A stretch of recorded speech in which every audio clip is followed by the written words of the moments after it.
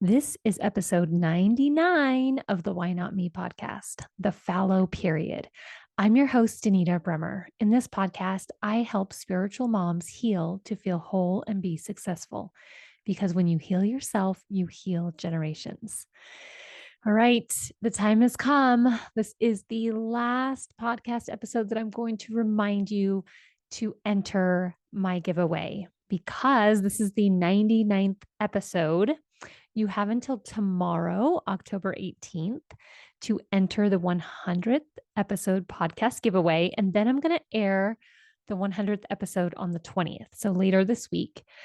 And just in case you're new or you don't know the drill here, you need to listen to one episode, leave a 5-star rating. Hopefully, that's your honest opinion. Leave a review with a takeaway and fill out a quick Google form that just lets me get in contact with you if you win. So the winners are going to be announced in the 100th episode later this week. The link to the Google form that you need to fill out is in the description of this episode. It's also in my bio if you find me on Instagram.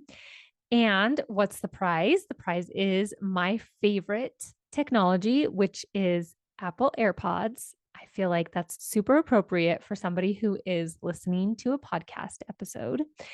And if you're on my email list, you can choose the Apple AirPods or the equivalent cash. That is only a perk for those who are on my email list. So I will drop the link to get on the email list in the description of this episode as well.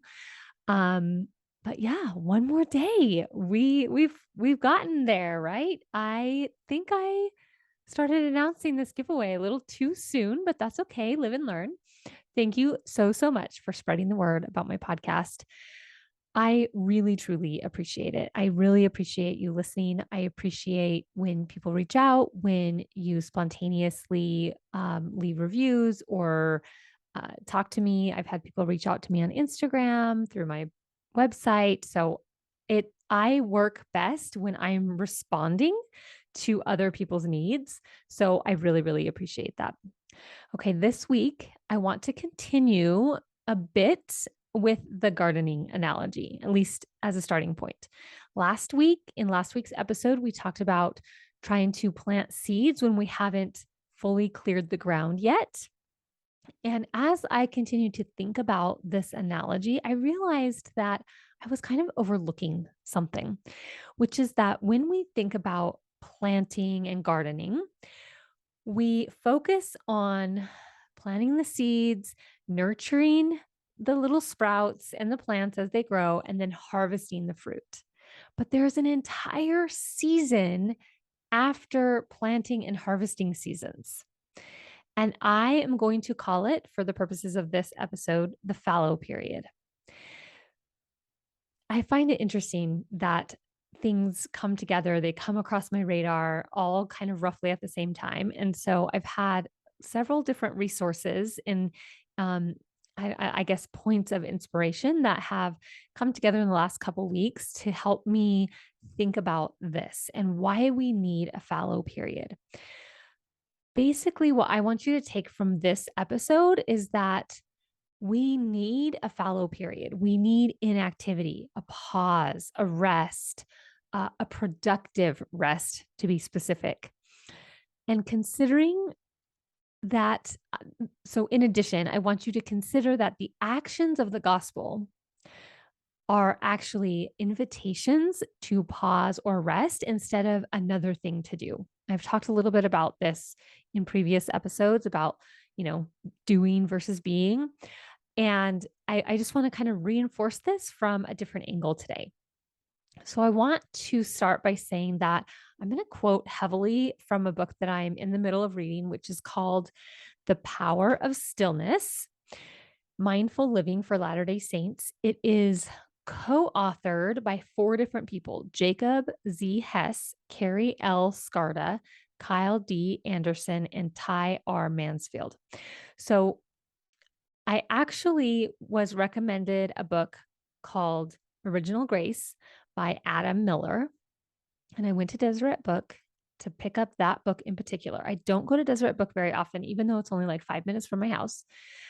And I went there specifically to get this book, and they were having a sale, like buy three, get a certain percentage off. So I just thought, okay, I'll browse and see if there are any other books that pique my curiosity. And The Power of Stillness was one of the books. It's obviously something that I'm thinking more about. I've created a habit of meditation in my life this year. And so I saw it and it wasn't very expensive. So I bought it. And then I found out that one of the co-authors of this book, The Power of Stillness, Jacob Hess, was going to come to our stake and do a fireside. So last week, I got to sit in on a fireside that he was the only speaker at.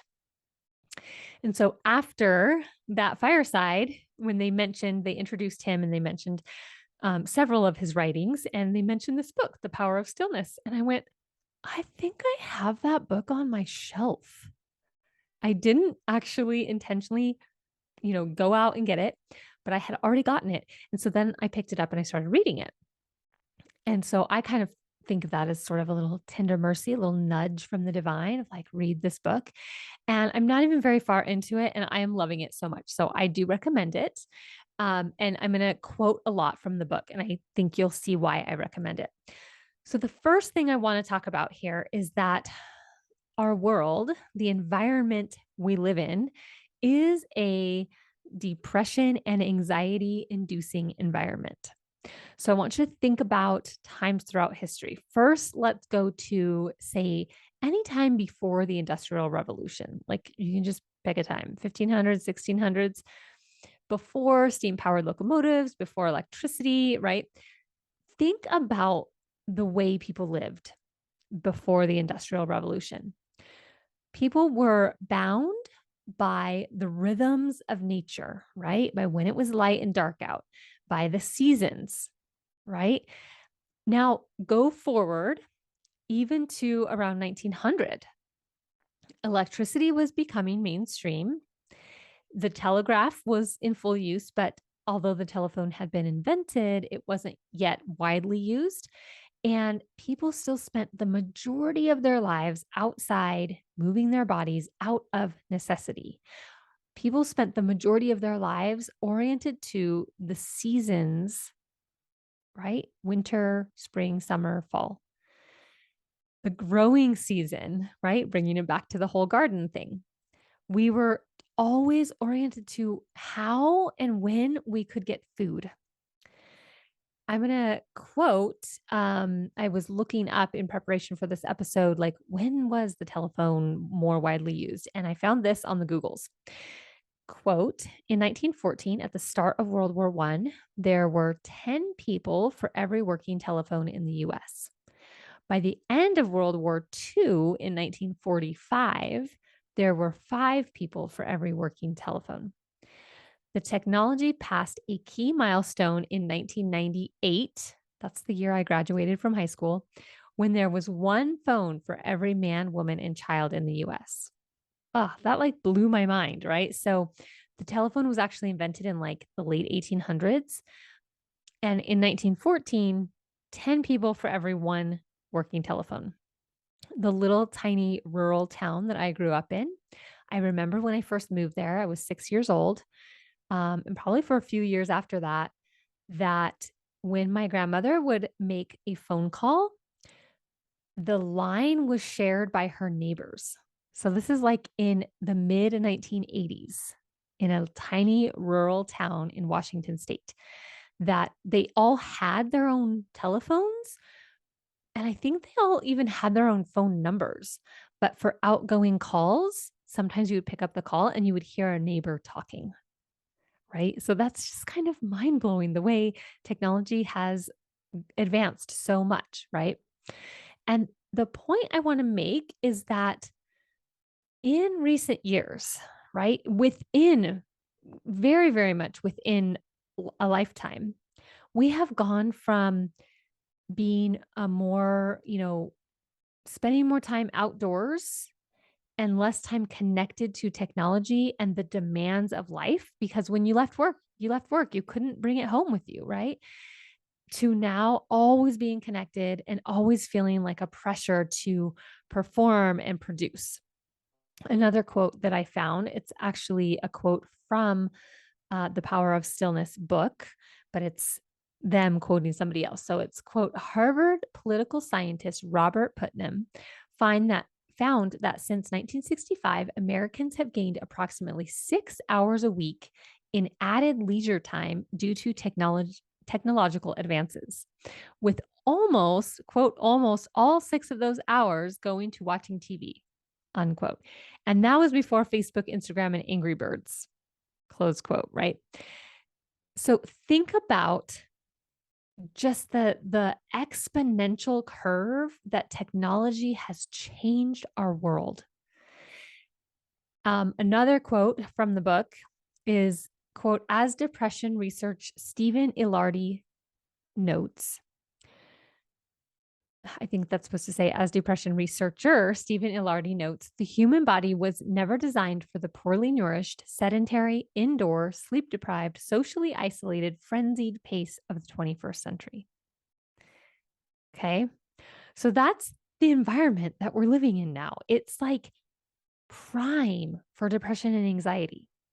It's prime for burnout and overwhelm, right? So now I want to kind of put a pin in that. Just think about that. And let's switch gears a little bit to talk about this word radical.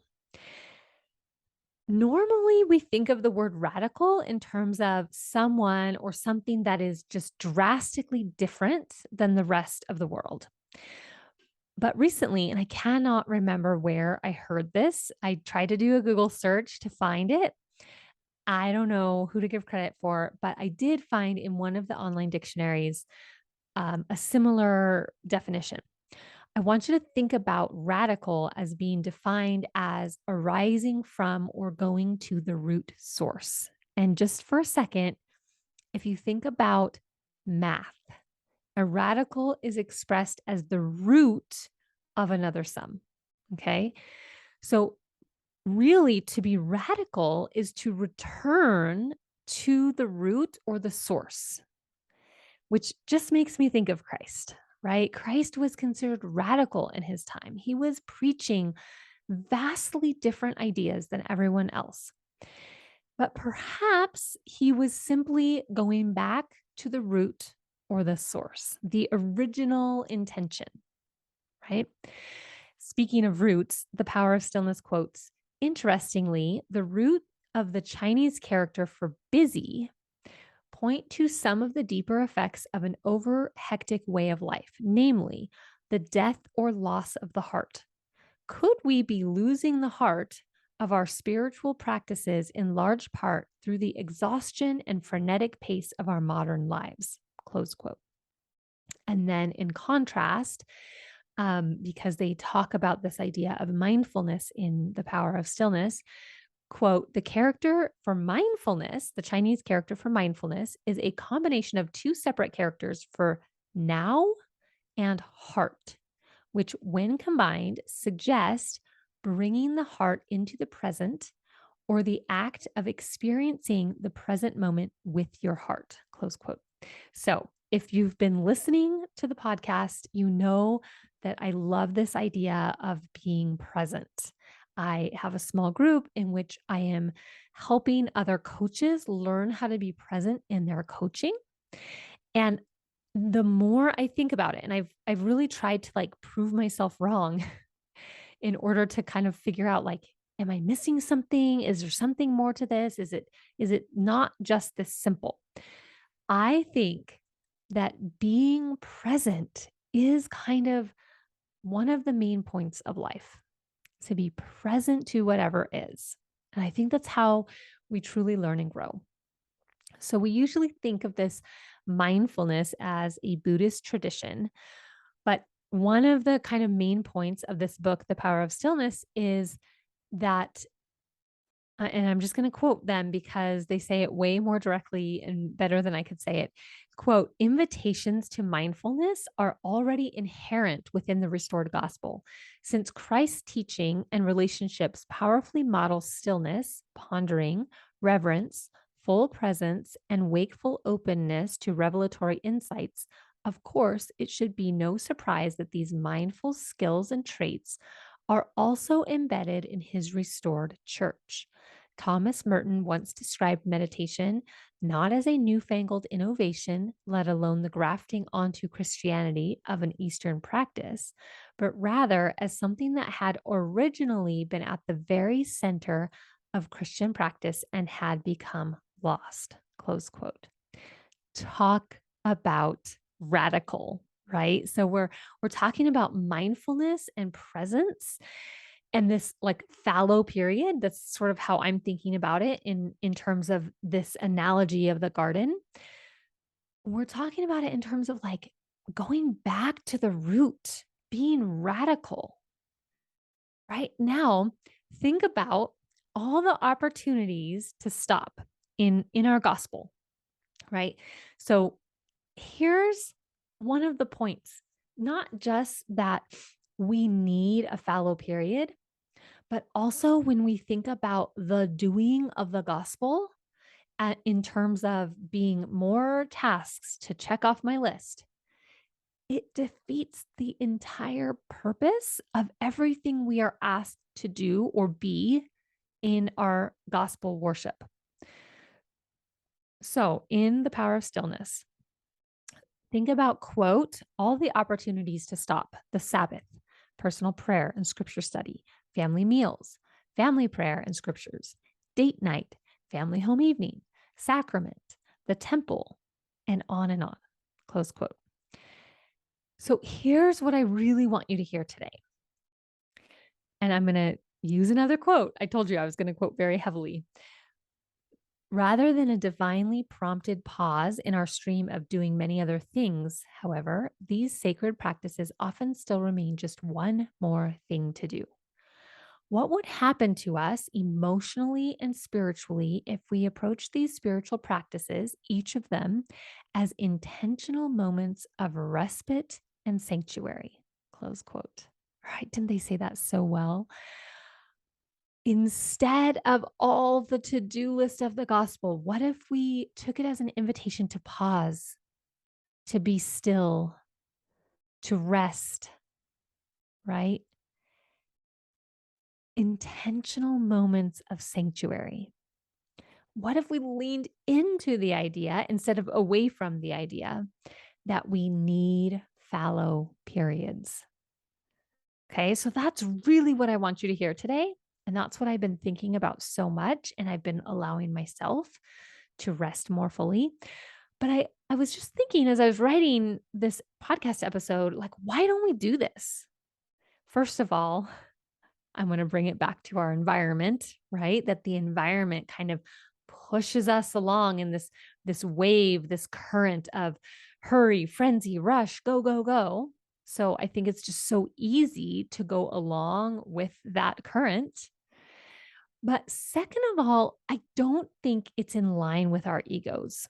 Our ego is the part of us that sort of like wants attention, wants to be recognized, you know, that kind of thing. And when we are productive, we get some of that. We get some attention.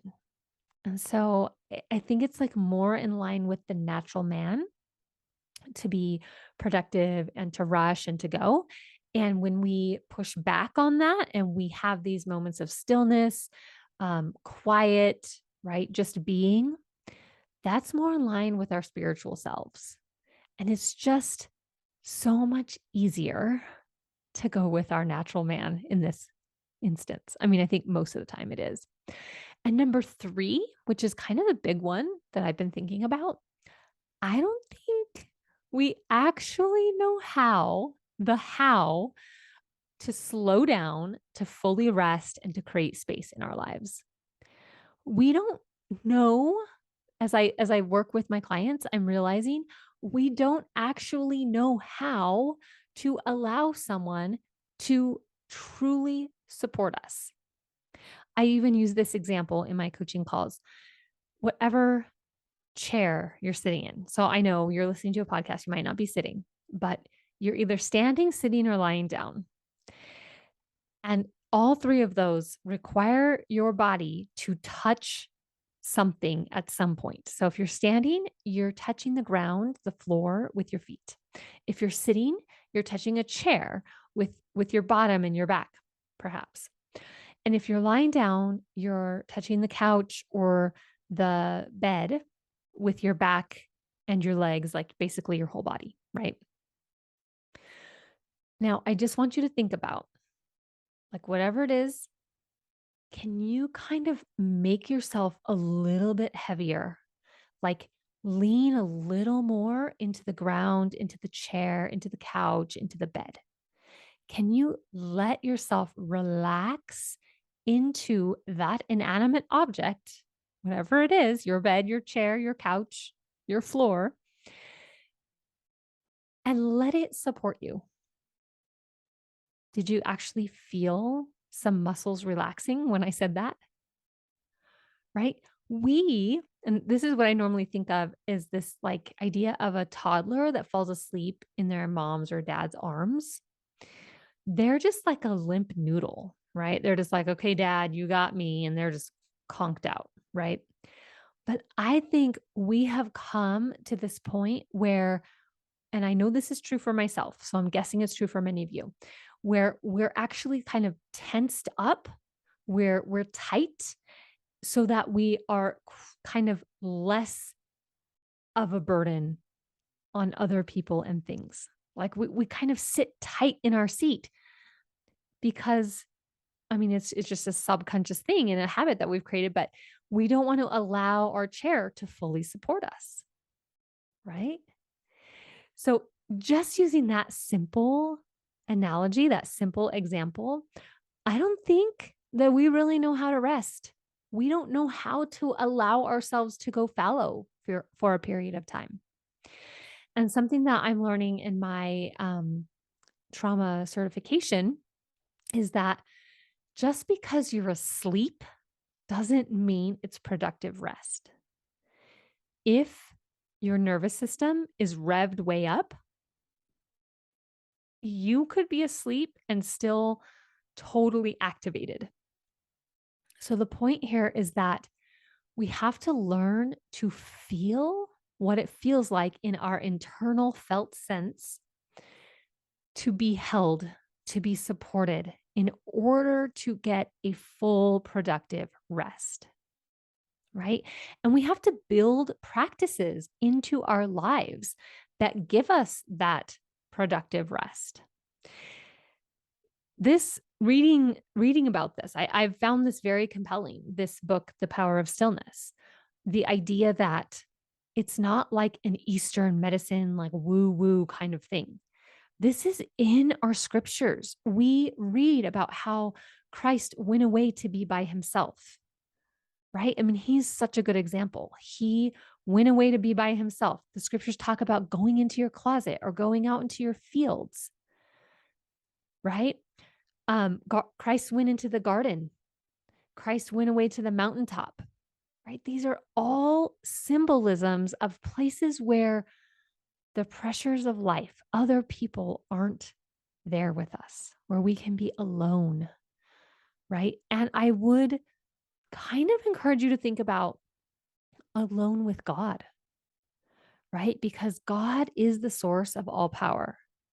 So if we want to feel like we're able to let other people support us, if we want to feel like we're getting this productive rest, this true deep rest, we have to let God support us. We have to let God or the universe or whatever your faith tradition is, we have to let something else more powerful than ourselves support us, or else we're always going to sleep with one eye open, right? We need that true fallow period to just do nothing, to be still, to be quiet, right? To push against the noise and the input of the world, right? That's one thing when I was talking about going back to before the Industrial Revolution, there was so much less input coming at us, right? And so I'm like, Oh my gosh, of course we have so much depression and anxiety and stress and toxic shame and all these things, right? Because we have so much input coming at us that we really genuinely are not built for. And so we have to be conscious and intentional about pushing against the input and seeking places and spaces and ways where we can get away from the input, right? What if we thought about going to the temple like this? What if it wasn't, "Oh, I just really need to do my family history. I need to go do some ordinances for the dead," right? What if it's, I crave the temple because I crave a place where it's just me and God and there's so little input. And it's really just a respite, right? I want you to make that shift in your mind every time you pray, when you show up to church, when you go hiking in the mountains, when you go to the temple, when you open your scriptures, when you even open a good book.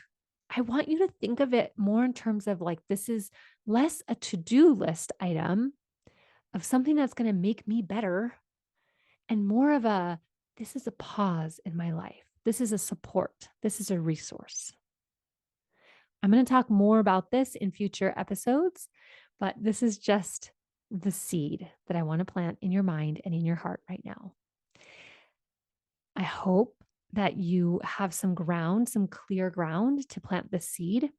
I hope that you will nurture the seed by just pondering on it and looking for ways, not that you have to change anything right now, but looking for ways that you might consider changing something in your life. For me, I think it's time. I think it's time for me to leave social media. Lots of input there, not a lot of output I get from it. I'm not doing it quite yet. I'm giving myself till the end of the year, but it makes me so inspired to make that change in my life, thinking about these things I've talked about in this episode today. That's enough for now, and so are you. Don't forget, you have only one day to enter the podcast giveaway. And if you want private one on one help to truly be able to rest, go to danitabrummer.com and schedule a free session with me. Until next time, go be you and follow the spirit.